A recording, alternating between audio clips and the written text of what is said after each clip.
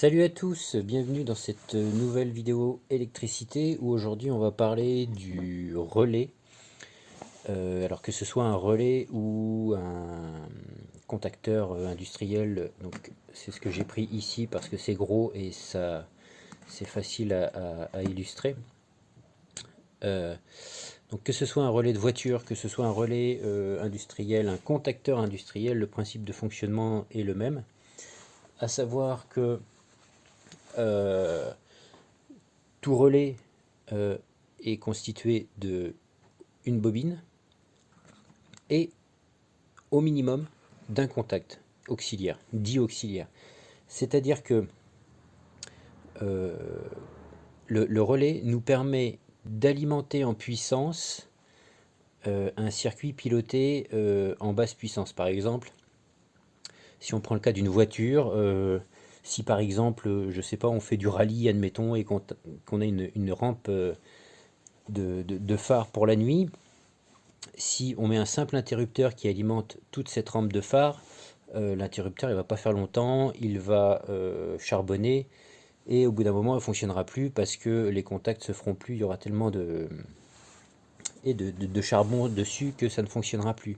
Même chose sur une machine, si autrefois on faisait passer du 400 volts, enfin à l'époque du 380, dans un bouton poussoir ou un interrupteur pour démarrer une machine, aujourd'hui ça ne se fait plus et bien heureusement on va faire des circuits en 24 ou 48 volts éventuellement, mais souvent 24 volts pour piloter le relais qui lui va nous faire passer une grosse puissance pour alimenter un moteur électrique par exemple, ou une rampe de phare sur une voiture, ou que sais-je.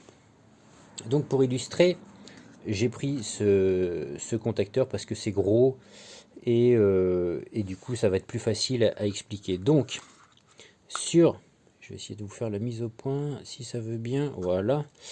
Donc sur ce contacteur, donc on voit qu'il est équipé celui-ci d'une bobine en 230 volts alternative, donc 50-60 Hz. Et donc comment ça fonctionne? Lorsque on vient exciter, donc comprendre, alimenter la bobine en électricité, elle crée un champ magnétique et donc elle vient déplacer le contact auxiliaire pour l'ouvrir ou le fermer. C'est-à-dire que donc on vient piloter la bobine en fait, ni plus ni moins, et le relais va piloter ce qu'on a envie de piloter. Donc je vais vous faire une petite démonstration autrement pour essayer de vous expliquer ça un peu plus clairement. Là par exemple, donc vous allez peut-être pas le voir mais vous allez certainement l'entendre. Donc j'ai mon multimètre en ohmmètre, donc quand je fais toucher, voilà, ça passe ou pas. Donc ici sur un relais on a toujours deux bornes donc pour alimenter la bobine. Ici sur un contacteur c'est A1 et A2. On va pas prendre les bornes ici, hein, ça c'est fait pour alimenter un moteur en théorie. Donc ici c'est dédié normalement aux trois phases. Donc on alimente la bobine, ça fait coller les contacts, ça fait passer le jus et le moteur s'alimente. Donc ici, vous voyez, ou pas d'ailleurs, on va essayer de faire la mise au point, hop, voilà, on a un contact NC qu'on pourrait qualifier de normalement connecté, c'est-à-dire que tant qu'on n'y touche pas, l'électricité passe de là à là. Dès qu'on va exciter la bobine, ça va se couper, ça va faire l'effet inverse. Ici on a un contact NO normalement ouvert, donc si par contre celui-ci on vient alimenter la bobine, le contact va se fermer et le jus va passer. Donc avec le multimètre, il faudrait que la mise au point se fasse, voilà, on va pouvoir vérifier ça. Donc on a dit ici que c'était notre bobine, ici normalement connecté, donc si je touche ça doit passer, voilà, et là NO ça ne passe pas. Donc on va faire la démonstration. Donc on va venir alimenter la bobine de notre relais et avec le disjoncteur on va simuler un interrupteur pour voir l'effet sur un relais. Donc c'est plus parlant avec ce gros relais qu'avec un petit relais 12 volts de voiture, parce que le relais de voiture, c'est strictement la même chose. Donc tu as au minimum 2 bornes pour alimenter une bobine et 2 bornes qui servent de contact auxiliaire. Donc là, regardez bien. Donc là, toujours, la bobine, elle n'est pas alimentée. Hein. J'ai pas encore relevé le disjoncteur. Donc ici, ça passe sur le NC tant qu'on n'alimente pas. Et le NO, il est ouvert, donc ça ne passe pas. Si j'alimente, regardez le relais. Hop, il vient se coller. Je vous le refais. Regardez la partie bleue. Clac. Et donc maintenant, si on touche ici, où avant ça passait, là ça ne passe plus.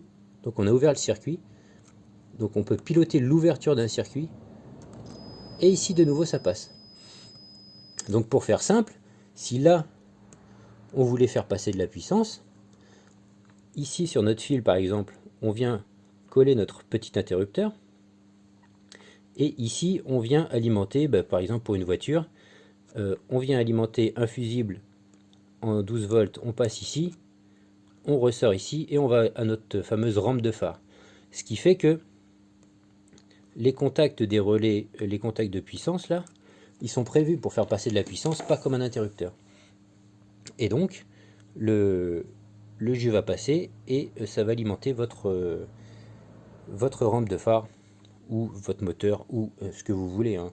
Tout ce qui demande de la puissance et qu'il ne faut pas que ça passe par le bouton directement. Donc plein de montages sont possibles avec un relais, donc en 12 volts. On en retrouve en électronique, on en retrouve sur les voitures et de plus en plus maintenant, depuis de nombreuses années d'ailleurs. Loin l'époque des véhicules anciens où tout passait par les interrupteurs. Donc ça fait bien longtemps que chaque voiture a un petit relais pour piloter ne serait-ce que la ventilation de l'habitacle ou des choses comme ça. De plus, pour la partie industrielle, donc on utilise, ça c'est plutôt appelé un contacteur, parce qu'on est censé pouvoir y faire passer les 3 phases d'un moteur et les faire ressortir. Donc on pilote avec un petit poussoir alimenté en 24 volts. On alimente, donc on choisit bien sûr un relais avec une bobine en 24 volts. On alimente avec un petit poussoir. On fait un automaintien. Si l'automaintien vous intéresse, dites-le moi, je vous ferai un petit montage. Et on vient alimenter notre moteur qui lui va prendre du 400 volts et plusieurs ampères. Bien sûr, les relais, il faut les choisir en fonction de ce qu'on compte brancher dessus en puissance. Donc chaque relais c'est indiqué. Alors attendez, voilà, enfin je vais pas vous montrer celui-ci, mais vous voyez bien, donc il y a une étiquette avec toutes les spécifications. Même chose si pour les relais, les petits relais de voiture noire là, il faut choisir un relais qui supporte la puissance qu'on va lui demander, toujours avec les règles de calcul de l'électricité, mais enfin ça se trouve si on envoie 100 watts de puissance et qu'on a du 12 volts.